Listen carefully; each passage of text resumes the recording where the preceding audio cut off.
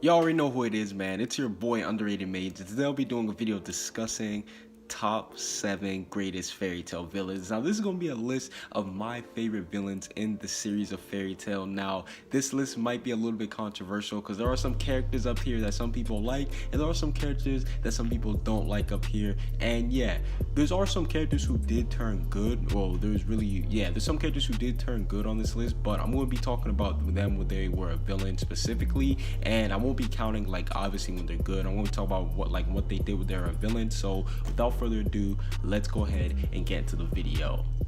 Now coming in at number 7 is Jose, and Jose, he was the leader of the Phantom Lord. And I know some of you guys might be thinking, okay, why is he up here on this list? Me personally, the reason why he's up here is because everything he demonstrated, he was a very good first villain. And I'm talking about like a final boss type stuff for a first villain, because the first time we really seen him was during the Fairy Tale versus the Phantom Lord arc, and that arc was crazy. That arc was insane. But I liked Jose in this arc because he just seemed like the evil guy, and I liked the little bit of friction that him and Makarov had prior to this. You know what I'm saying? We know that Jose, for a while, he despised Fairy Tail. He didn't like it, and we got to see Jose go up against Makarov. I like that they didn't really like each other from the start, and even though he did get skunked by Makarov, yeah, he wasn't really like demonstrating like his power, but he did get to shine for a little bit, and he really did make it seem like that things were going to be hopeless for Fairy Tail. We even brought out Jupiter, everything. Like Jose, me personally, I believe that as for somebody who was a beginning villain, I think that he did a great job. And a lot of people, they might sleep on him, but me personally, I'm always going to have him as one of my favorite villains, simply because he was one of the first villains and I enjoyed his character, and I think that he did a great job at being a first villain for a long running series. Now the next character on this list, coming in at number 6, is God Geo. Yes, we're keeping this in the Phantom Lord, and God Geo's introduction, he was amazing. I mean, we seen him, he was beating up Lucy, he did not care. We found out he was a dragon slayer, and the most iconic, or one of the most iconic scenes in Fairy Tail, is him crucifying Levy. Now that was on some straight up raw stuff. When I seen that, I was like, okay, this guy is a monster. He is insane. And seeing his battle against Natsu, that was dope. That was basically like the Goku versus Vegeta of the series. I mean, we got to see two Dragon Slayers go at it. Gajio, he pushed Natsu to the edge. I mean, that was just a really dope and amazing moment. And not to mention the fact that evil Gajio, he just had like a savage tone to him, you know what I'm saying? He was just very savage, and I liked everything that he was doing. Now, obviously, we know Gajio ended up turning good, and even then, Gajio is still one of my favorite characters, even though he turned good. But the evil Gajio, he was not something to mess with. He had all the clout within his guild, and he was definitely a savage. Anything that Jose asked him to do that involved hurting people, he was like, alright, sign me up, I'll go do it. So yeah, that's why I got Gajio coming in at number 6. Even though he did turn good, I still do like that evil savage Gajio.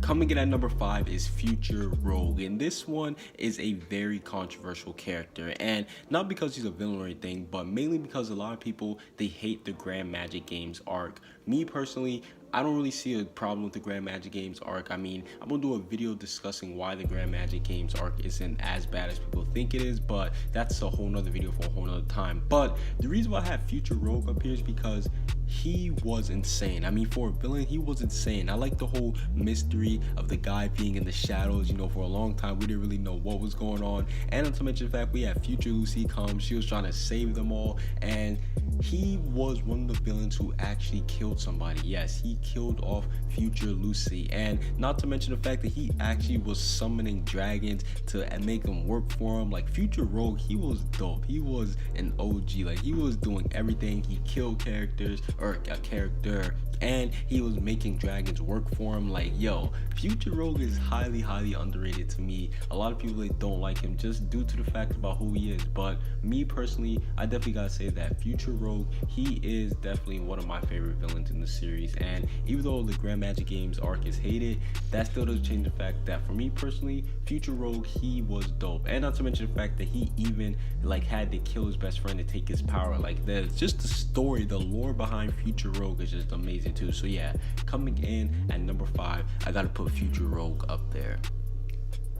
Coming in at number 4 is God Serena. Now, anime only, you guys don't know who God Serena is, so I'm not going to spoil too much for him. He's a manga only character, but basically, God Serena, he is a member of the Spriggan 12. Yes, he's a member of the Spriggan 12, Spriggan 12. I don't know how you pronounce it, but basically, we see that he was hyped up to be one of the strongest members of the Spriggan 12. If you guys don't know what the Spriggan 12 is, it's basically like the final group of villains that work underneath Zeref, and we found out God Serena is actually one of the members. And one of the things that makes it so dope is that he was a good guy, or at least we thought he was a good guy, because we found out he was the #1 ranked wizard in Fior. Like, out of the 10 wizard saints, we never got to see the #1. It turns out that God Serena was the #1, and not to mention the fact that he did take on all the wizard saints, or at least the top 5 wizard saints. We saw him take them on and everything, and even up until his final moments with the whole him fighting a certain character, you know what I'm saying, I enjoyed every second to him. But it's not even the fact that he's a villain, you know what I'm saying. The main reason why I like him is his personality, like the whole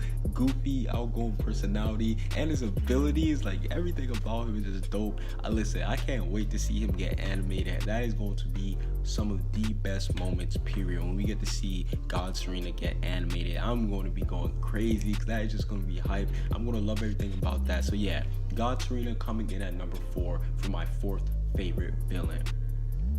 Coming in at number 3 is Hades. Now, Hades, me personally, I originally had him at number 1, but you know, after thinking about it, I had to bump him down a couple slots. But Hades is one of my favorite characters, period. You know what I'm saying? He's one of my favorite characters in the series, period. And the main reason I like him is because the story, like finding out he's one of the first members of Fairy Tail, finding out that he trained with Mavis, you know, Yuri, and even the plant guy, Urid, Warid, you know what I'm saying? We got to see all that stuff.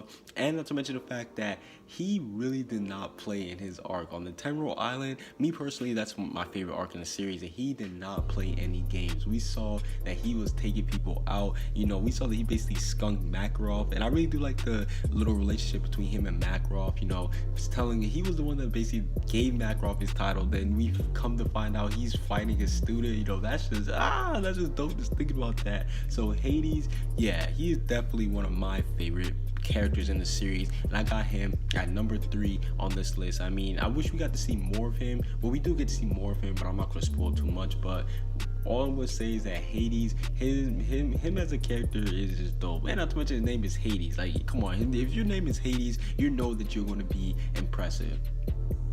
Coming in at number 2 is Acnologia. Now, Acnologia, he is one of those characters that whenever you see him, it's just hype. Like, whenever he's on the screen or on the chapter, he is just hype. I mean, what can't you like about Acnologia? I mean, first off, we've seen him take out Makarov, like, easily. Makarov tried to hold him back. He was like, nah, that's not happening. He ended up suplexing him and taking him down. And then we get to see him go up against Enil, and probably, no, not even probably, the most saddest death in Fairy Tail came from Acnologia. We saw he ended up killing off Enil, all that stuff. Natsu ended up crying, Natsu swore to defeat him, and all that stuff. And even the stuff that he did in the manga, I ain't gonna spoil too much. Let's just say that his killing spree does not end there, and does not end in the anime. He goes crazy again in the manga, and up until Acnologia actually gets defeated, you know what I'm saying? Because, you know, I ain't gonna say too much. I'm gonna do another video about how I feel about Acnologia him getting defeated and all that stuff. But